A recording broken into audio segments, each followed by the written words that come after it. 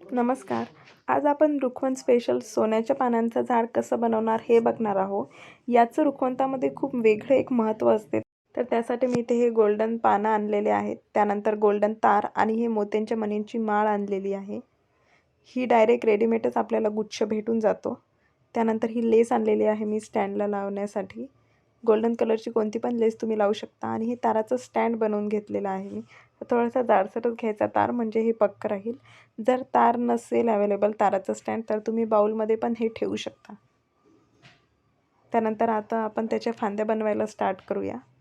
तर त्यासाठी एक एक तार देऊन ही डिझाईन तुम्ही तुमच्या मनाने टाकू शकता. 1 मोती किंवा 2 मोती. मोत्यांची साईज पण छोटी मोठी मी इथे छोटीच मण्यांची साईज घेतलेली आहे आणि फक्त इथे सर्वात वर लावायला मोठी मणी घेतलेला आहे पहिले.